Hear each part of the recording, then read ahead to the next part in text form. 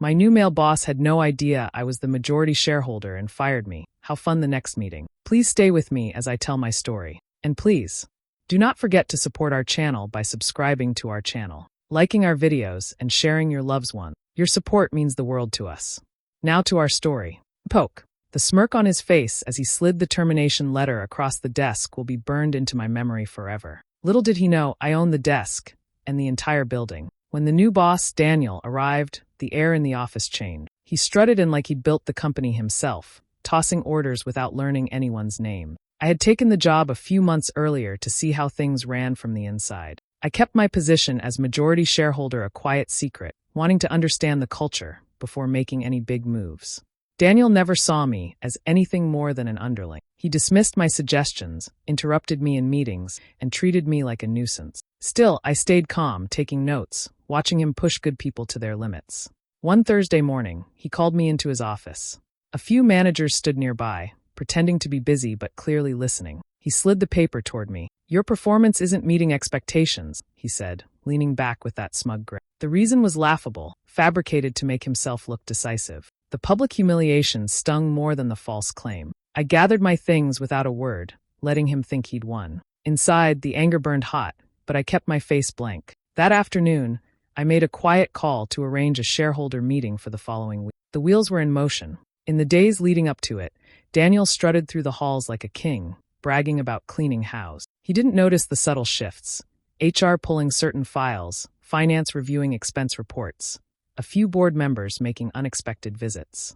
The meeting day came. Daniel walked into the boardroom, still talking. He froze when he saw me at the head of the table. I let the silence stretch before speaking. As majority shareholder, I've called this meeting to address misconduct and misuse of company resources. His face drained of color. One by one, the directors presented evidence. Questionable expenses, retaliatory firings, violations of policy. When it was over, I turned to him. "Daniel, effective immediately, your contract is terminated for cause." A legal officer slid the paperwork toward him, the way he had done to me. He tried to argue, but the board's vote was unanimous. Security was called. He walked out without a word, his smirk gone. In the weeks that followed, the office felt lighter. People smiled more. Collaboration replaced fear. I promoted capable employees who had been overlooked. As I left the building one evening, I paused by the desk where Daniel had handed me that letter. The memory no longer stung. It felt like justice, sharp, clean, and complete. I smiled, knowing the game had been mine all along. He told me to clear my desk. I told him I'd be clearing his office. The company had always been a part of my life, even if I wasn't there every day. My uncle had built it from the ground up, and when he passed, I inherited his shares, enough to control the place. I chose to keep that to myself. I wanted to see how things worked without anyone treating me differently. So, I joined quietly, taking a mid-level position and watching. A few months in, a new CEO, Richard, arrived. He came from a big competitor and acted like he was here to save us. He shook hands, smiled for the first week, then started cutting people without warning. I kept my head down, taking note of his decisions. One Monday morning, he called me into his office. A few department heads stood around, pretending to work but watching every move. He didn't bother to sit. "Pack your things," he said flatly, tossing a box onto the desk. "We need people who bring value, not dead weight." His words were meant to sting, and judging by the smirk, he thought they did. I kept my voice calm. "Understood."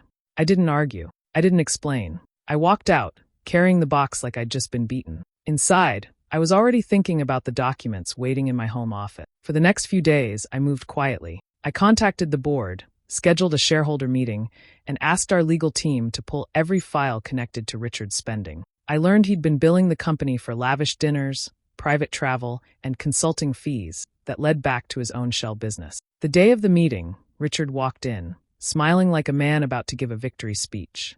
That smile faded when he saw me at the head of the table, flanked by board members. I motioned for him to sit. I laid out the evidence, line by line, receipt by receipt. The room was silent except for the sound of papers sliding across the table. Richard's face shifted from red to pale as the numbers stacked up against him. When I finished, I said simply, "This is not leadership. This is theft." The board didn't need much discussion. The vote to remove him was unanimous.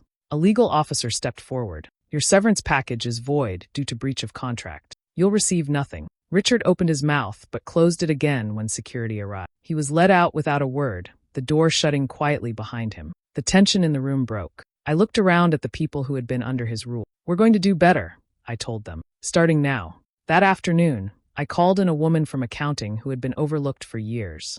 She had kept the place running while others took credit. I offered her the position Richard had filled with his friends. Her eyes widened, then filled with tears. For the first time in months, the office felt like it belonged to the right people. And this time it did.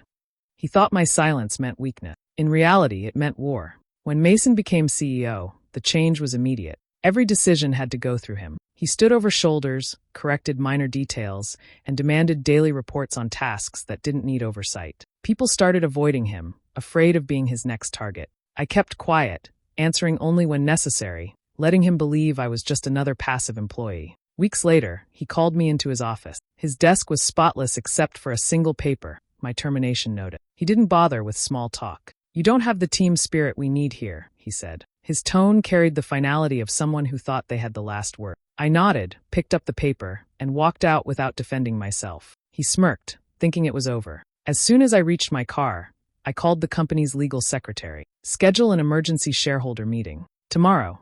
My position as majority shareholder had never been public knowledge, but it was about to be. The next morning, the boardroom was tense. Mason walked in, holding his coffee, clearly expecting routine business. He froze when he saw me at the head of the table. I gestured to the seat across from me. "Sit down, Mason." We began. I opened a folder and slid copies of reports across the table. They outlined repeated breaches of company policy, intimidation of staff, and decisions that cost the company significant revenue. Several directors chimed in, confirming complaints that had reached them but were buried under Mason's control. His expression shifted from confidence to unease. "This is ridiculous," he said, but his voice lacked strength. The chairman spoke next. "These are serious matters, Mason. They warrant immediate action." I leaned forward. "You terminated me yesterday for lack of team spirit. Today, as majority shareholder, I'm terminating you for abuse of authority and financial mismanagement." The legal officer read out the board's unanimous vote. Before he could respond, I added, "And I've already contacted our corporate network. Your record will reflect these violations, making you ineligible for any position within our partnered company." The blow landed harder than the firing. His career in this industry was effectively over. Security entered the room without a word. Mason stood slowly, glancing around at the people he had once controlled. No one met his eyes. He left, the door closing with a quiet finality. When the meeting ended, staff members approached me in the hallway. Their expressions held something I hadn't seen in weeks: relief. A few offered quiet thanks, others simply nodded with respect. That afternoon, I met with department heads to discuss rebuilding trust and stability. We shifted responsibilities back to capable hands, freeing teams from his restrictive grip. The energy in the building began to change almost instantly. As I left for the day, I passed Mason's old office.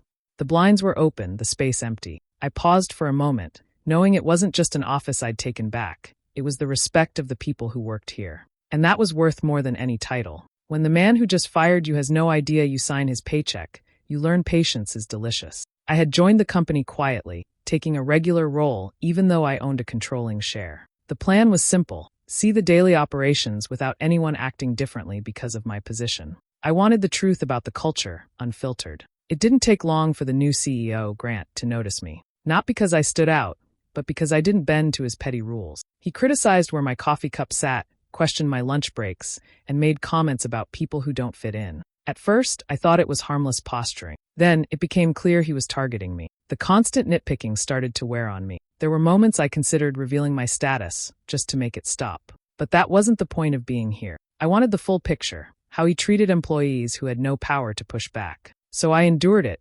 documenting everything. The breaking point came a week before the quarterly meeting. Grant called me into his office and listed 3 policy violations that were either exaggerated or completely false.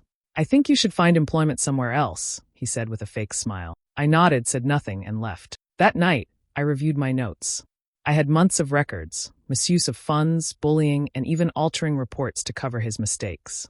The next day, I asked the board secretary to add a leadership review to the meeting agenda. When the quarterly meeting arrived, Grant walked in, greeting the board like nothing was wrong. His eyes caught mine across the table, and a hint of smugness flashed. The meeting moved through normal business until I spoke up. "Before we adjourn, I have something to address." I slid folders to each board member. As the majority shareholder, I've been reviewing our internal culture firsthand. This is what I found. The room went quiet as they read employee statements, financial discrepancies, and documented policy breaches. Grant shifted in his seat. "This is out of context," he started, but the chairman raised a hand to silence him. The evidence spoke for itself. The board voted unanimously to terminate him for cause, effective immediately. Security arrived, and without another word, Grant left the room. The weight in the air lifted almost instantly. Over the next few weeks, I worked with department heads to introduce clear policies that encouraged respect and accountability. Open-door hours were set, employee feedback became part of evaluations, and financial oversight tightened.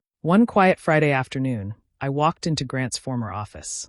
The blinds were open, the desk clear. I set my coffee down, leaned back in the chair, and looked out at the view he once guarded so closely. It wasn't just about replacing him. It was about knowing the company now belonged to the right hand. And for the first time in months, it felt like it. He ended my employment with a handshake. I ended his career with a vote. I had taken an entry-level role despite being the majority shareholder. My goal was to see what really happened on the floor, how decisions affected the people who carried the weight of the company. I kept my background to myself, blending in with the rest of the staff. The new CEO, Harris, was charming to investors but dismissive toward employees. He liked to put people on the spot during meetings, more for entertainment than improvement. I stayed quiet, observing, until one Monday morning when he decided to single me out. In front of the entire department, he mocked an idea I'd contributed the week before, twisting it into a joke. Laughter rippled across the room, not because it was funny, but because no one wanted to be the next target. Then, as if for dramatic effect, he announced, "And for the record, this will be your last week here." He walked over, shook my hand, and told me it was nothing personal. I smiled faintly, knowing this wasn't over. By that afternoon, I had contacted the board and arranged a shareholder meeting. My documentation of his leadership style and questionable spending was already in order. When the day came, Harris entered the boardroom looking relaxed, greeting members as if the meeting was just routine. His expression shifted when he saw me seated among them. "What are you doing here?" I leaned forward, exercising my rights as majority shareholder. A quiet murmur moved around the table. I presented the reports, examples of mismanagement, unnecessary expenses, and the pattern of public humiliation towards staff. Several directors added their own observations, and it became clear the problem wasn't isolated to me. Harris attempted to defend himself, but the board had heard enough. The vote was called, and the majority agreed to dissolve his contract immediately. As part of the resolution, his bonuses were frozen pending an audit, a decision that hit harder than the dismissal itself. Security entered, and without ceremony, Harris gathered his things and left. No one spoke as the door closed behind him. In the weeks that followed, the shift in atmosphere was noticeable. Meetings became collaborative instead of confrontational. Department heads were encouraged to make decisions without fear of being undermined. Staff who had kept their heads down began sharing ideas again. One morning, I found a stack of small envelopes on my desk. Inside each was a note from an employee, some short, others heartfelt, thanking me for stepping in. A few mentioned they had considered leaving the company before the change, but now felt hopeful. I kept the notes in my office, a reminder of why I'd come in undercover in the first place. Harris had left with a handshake. I'd left that meeting knowing the company finally had the leadership it deserved, and that was worth every moment of patience. The termination letter still sits in my desk drawer, right next to the pen I used to fire him. For months, I had been quietly preparing to step into the CEO position. The board knew, a few key executives knew, but the rest of the company didn't. I wanted the transition to be smooth, and until the timing was right, I stayed in my current role. Then a new interim CEO, Lowell, arrived. He was supposed to keep things steady until the official change, but he had other plans. Almost immediately, he started replacing managers with his own hires from past jobs. It wasn't long before he turned his attention to me. One afternoon, he called me into his office. Without much conversation, he slid a termination letter across the desk. "Making room for my people," he said, as if it were nothing personal. I glanced at the paper, then at him, and simply nodded. The sting wasn't from losing the position. It was from the look on my co-workers' faces as I left. They avoided my eyes, too afraid to be associated with someone who had just been cut. That night, I spoke with the board chair. The decision was made. We would move up the leadership vote. The meeting was set for the following week, but Lowell wouldn't know until he walked in. When the day arrived, Lowell entered the boardroom smiling, clearly thinking this was a routine update. His expression shifted when he saw me seated at the far end of the table. I stood. As an undisclosed majority shareholder and the incoming CEO, I'm calling for an immediate leadership vote. The room went silent. A few board members exchanged glances, but no one objected. I presented a list of decisions Lowell had made since his arrival: unapproved hires, budget changes without consultation, and dismissals that hurt operations. HR confirmed he had failed to disclose conflicts of interest with several of his replacements. Lowell tried to push back, accusing me of overstepping. HR cut in, stating that my shareholder status had been on record since before his appointment, and that his dismissal of me violated both policy and contract terms. The vote wasn't close. Lowell was removed effective immediately. The HR director slid a final notice toward him, mirroring the way he had handed me mine. His face hardened, but there was nothing left to say. Security escorted him out. After the meeting, the board officially confirmed my new role. I walked to the corner office Lowell had claimed, the blinds drawn tight. I opened them wide, letting in the afternoon light. The termination letter he'd given me sat in my hand for a moment before I placed it in my desk drawer, right next to the pen I had just used to sign his removal. The office felt different now, not because of the view, but because it was finally mine in name and in truth. He thought I was walking out for good. I was just walking into the boardroom. The trouble started when my boss, Katon, asked me to sign off on numbers I knew weren't accurate. The adjustments he wanted weren't mistakes. They were intentional changes to make the quarterly report look better for investors. I refused, knowing it was a line I wouldn't cross. 2 days later, he called me into his office. Without much explanation, he said my attitude wasn't a fit for the company and handed me a dismissal notice. I stood there for a moment, feeling the weight of it, then walked out without arguing. He thought he had silenced me. What he didn't know was that I held more than just my position.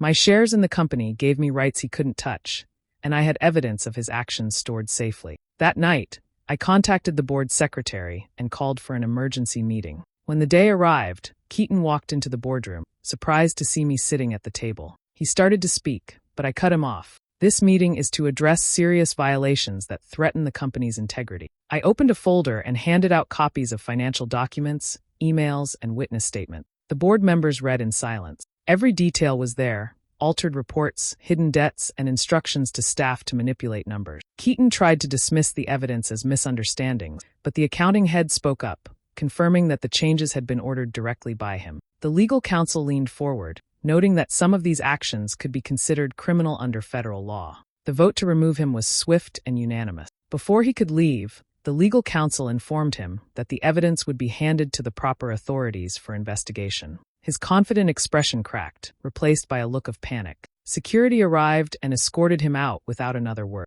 In the days that followed, the company moved quickly to repair the damage. The board released a statement to employees and investors, assuring them that the violations had been addressed and steps were being taken to strengthen oversight. I was asked to take a lead role in restoring trust. It wasn't about the title. It was about making sure no one would have the power to compromise the company. Meetings became more transparent, policies were tightened, and employees were encouraged to speak up without fear. A week later, I received a card signed by dozens of staff members. It simply read, "Thank you for protecting us." I kept it in my desk, a reminder of why standing firm had mattered. Katon thought he was sending me away. Instead, I walked into that boardroom and ended his career, saving the company in the process. He said, "You're finished here." I said, "Actually, you are." I had joined the company quietly after inheriting my late father's shares. Only the board knew I was now the largest shareholder. I wanted to see how things worked without my name changing how people acted around me. The new CEO, Dalton, was known for being harsh but charming when it suited him. He valued control more than collaboration. I stayed in the background, doing my work and watching how he treated people. One afternoon, he called me into a meeting with HR. The moment I walked in, I could tell it wasn't a discussion, it was a show. In front of the HR director, he went on about my lack of dedication and poor performance, none of which was true. His tone was sharp, and his words were meant to humiliate me. When he finally said, "You're finished here," he leaned back like he'd just won something. I looked at him calmly. "Actually, you are." The HR director glanced between us, confused. I pulled out a folder and slid it across the table. Inside was my proof of ownership and a written request for a shareholder meeting. As controlling shareholder, I'm calling for a vote on your leadership. Dalton froze, the color draining from his face. The meeting happened the next day. I sat at the head of the table, and Dalton had to take the seat usually reserved for lower executives. I outlined examples of poor decision-making, high turnover, and questionable expenses. Other directors added their own complaints, some of which I hadn't known about. Dalton tried to argue, but the weight of the evidence was too much. The board voted overwhelmingly to remove him from his position. His contract was terminated on the spot. That's when it seemed to finally sink in. He had been firing the person who technically signed his paychecks. Security arrived, and he was escorted out without further comment. The silence in the room afterward felt like a weight had lifted. I turned my attention to fixing the damage. Among the names I reviewed for leadership roles, one stood out. A department manager Dalton had ignored for years. She was respected by her team, had innovative ideas, and had kept her group running smoothly despite a lack of support from above. I called her into my office and offered her a promotion. At first, she didn't believe me. When it sank in, her eyes lit up, and she said she wouldn't let me down. By the end of the week, the mood in the company had shifted. People walked with more confidence. Meetings became collaborative, and new ideas were encouraged instead of mocked. Dalton had tried to end my time there. Instead, I ended his, and gave the company the leadership it had been missing.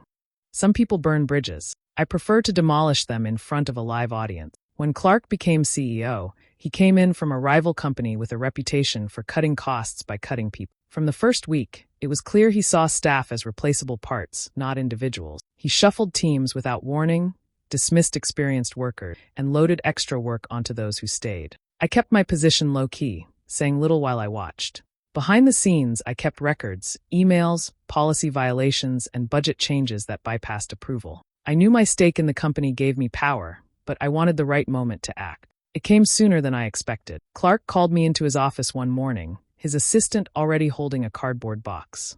"Your services are no longer needed," he said, without even looking up from his laptop. I took the box, walked out, and said nothing. He thought I was gone for good.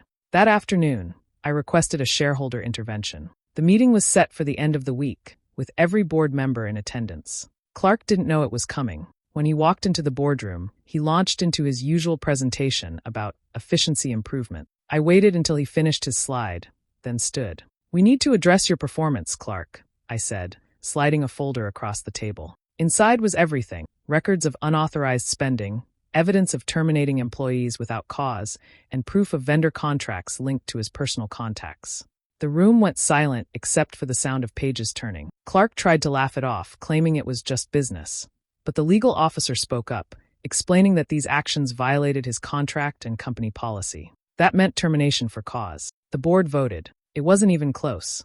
His contract was voided, and with the for cause ruling, all of his severance and benefits were gone. The decision was read aloud while he sat in silence, the color draining from his face. Security entered. He stood slowly, gathering his things while the entire boardroom watched. For a man who had strutted through the halls like he owned them, the walk to the door seemed long. After he left, the tension in the building broke. Word spread quickly, and by the end of the day, I walked through the office to quiet applause. It wasn't about me. It was relief from a leader who had treated them like numbers instead of people. In the weeks that followed, departments regained control over their work. Turnover slowed, and new hires came in under fair contract. Morale improved almost overnight. Clark had burned through goodwill in record time. I made sure the bridge wasn't just burned, it was reduced to rubble, right where everyone could see it happen. He fired me on Friday. By Monday, I owned his parking spot. Through an investment group, I had quietly purchased controlling shares in the company. I chose to work on the floor, blending in so I could see how things really operate. Few people knew who I was or what I owned,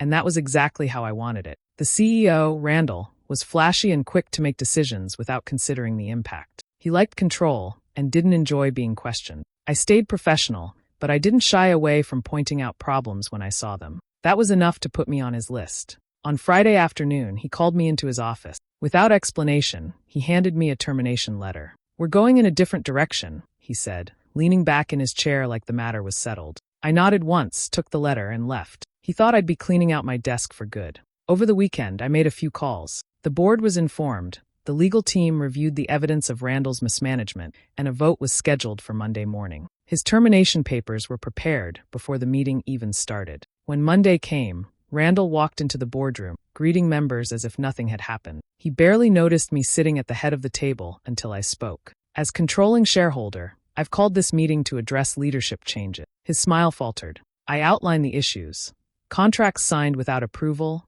inflated expenses, and a pattern of dismissing capable staff without cause. The board reviewed the documentation in front of them, each page confirming the case against him. When I finished, the chairman called for a vote.